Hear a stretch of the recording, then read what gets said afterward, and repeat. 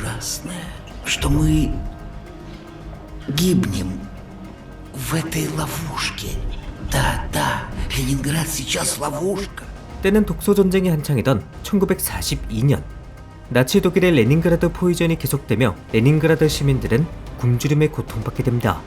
Что касается голода и лишений, выживут не те, кто выносливее всех на четвереньки. 영하 30도의 추위를 이겨내며 배급받은 것은 빵 한 조각. 하지만 이 빵 한 조각이 얼마나 귀하냐면 돈이 아닌 빵이 화폐를 대신할 정도입니다. 300 грамм хлеба и будет тебе печурка. Давайте я вам деньгами заплачу. Что я буду делать с этими деньгами? Печку растапливать ими, что ли? 길거리엔 영양실조로 걷는 도중 쓰러지거나 그대로 쓰러져 동사하는 사람들이 쏟아지죠. 매일같이 떨어지는 독일의 폭격에 많은 아이들이 부모를 잃기도 합니다. А почему никто из взрослых не пришел? Нет у нас взрослых. Мы одни. Папу на фронте убили. А мама моя с голоду умерла. 무려 871일 동안 지속된 지옥보다 더 지옥 같은 이 상황. Не узнаете? Вы изменились. Ну так еще бы. Не мудрено. С меня половина осталась. Мы здесь только пережили. 때는 1941년 6월 22일로 거슬러 올라갑니다. 히틀러는 독소 불가침 조약을 깨고 소련을 침공합니다.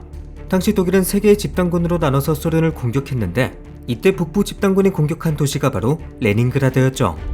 소련은 도시 요새화 작업으로 최대한 버텼지만 독일이 끊임없는 포격을 쏟아부으며 마침내 8월 20일 레닌그라드로 통하는 모든 지상 경로가 차단됩니다.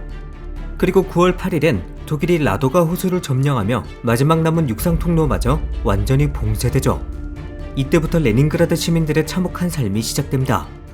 9월 10일 당시 도시에 남은 식량은 다음과 같았죠.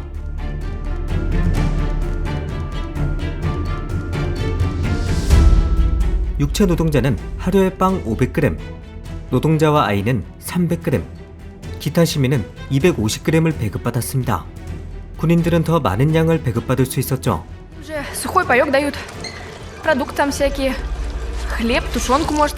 영화 레닌그라드 대공습에선 군인과 함께 생활하는 아이들이 빵과 스프 그리고 통조림까지 먹는 장면도 있죠. 다른 가정에선 상상도 할 수 없을 정도의 만찬입니다. Я научусь пироги по воскресеньям печь. Мои любимые, с вареньем.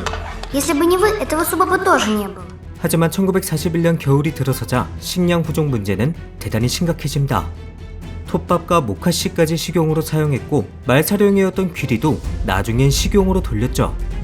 생쥐와 곤충, 벌레 등을 잡아먹는 건 다반사였고 그마저도 없어지자 인육을 먹는 사람들까지 생겨납니다. 결국 레닌그라드 경찰은 이를 단속하는 식인 단속 기동 타격대를 따로 만들기에 이르죠. 영화 레닌그라드 대공습에선 배고픔에 지친 한 아이의 어머니가 Больше так. Я не могу больше так.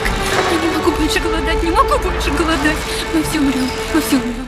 아이를 버리고 도시를 탈출하려는 장면도 있습니다. Просто Боровая говорила, что у кого дети моложе 3. А ребенку вашему сколько лет? Умер он.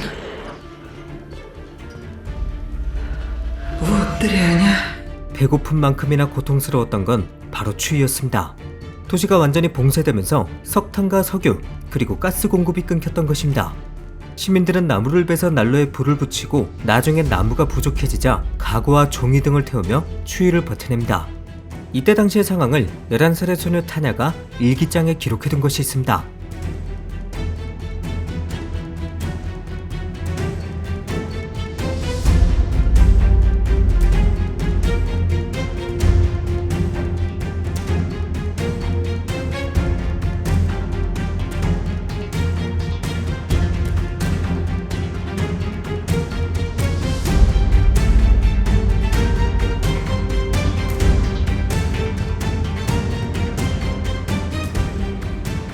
타냐의 일기는 2차 세계대전이 끝난 뒤 나치 독일 전범들을 심판하던 뉘른베르크 국제군사재판에서 증거로 사용됩니다. 지옥보다 더 어두운 곳에서 버티고 있던 레닌그라드 시민들에게 한 줄기 빛이 등장합니다. 도시가 봉쇄된 지 1년도 더 지난 1942년 11월 20일 라도가 호수가 얼어붙으면서 수송부대가 레닌그라드에 물자를 보내기 시작한 것입니다. 레닌그라드 시내로 물자가 운반되고 시민들의 탈출도 가능하게 되면서 이 길은 생명의 길이라 불리게 되죠.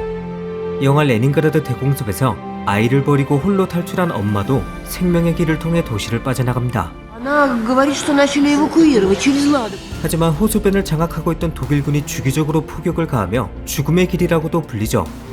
1943년 1월 22일 소련은 이스크라 작전을 통해서 호수변의 독일군을 몰아냅니다. 그리고 1944년 1월부터 독일을 레닌그라드에서 몰아내기 위한 공세가 시작되고 마침내 1월 27일 독일이 레닌그라드에서 100km 떨어진 곳으로 후퇴하며 지옥 같았던 포위전이 종료되죠. 레닌그라드 포위전은 역사상 가장 길었던 그리고 많은 사상자를 냈던 포위전입니다. 포위전 중 사망한 민간인만 64만 2천 명으로 추정되는데 역사학자들은 이 통계가 지나치게 낮게 잡혔다고 말합니다. 최소 100만 명 이상의 민간인들이 포위전에서 사망했다고 주장하죠. 재산 피해도 상당했습니다. 10,000채 이상의 주택이 파괴되고 공장시설 또한 840채가 박살났다고 하죠. 포위전으로 사람들이 잔혹하게 죽어가던 와중에도 히틀러는 이런 말을 했다고 합니다. 우린 레닌그라드 사람들의 목숨을 신경 쓰지 않는다 라고 말이죠. 하지만 이런 상황 속에서도 항복하지 않았던 시민들 덕분에 레닌그라드는 영웅도시라는 칭호를 받았습니다. 라도가우스를 목숨 걸고 하루에 2번이나 건넜던 트럭 기사들, 소련 최대의 농업작물 종자와 표본을 보존하고 있던 실험실을 목숨 걸고 지켰던 과학자들 등 정말 시민 모두가 영웅이었죠.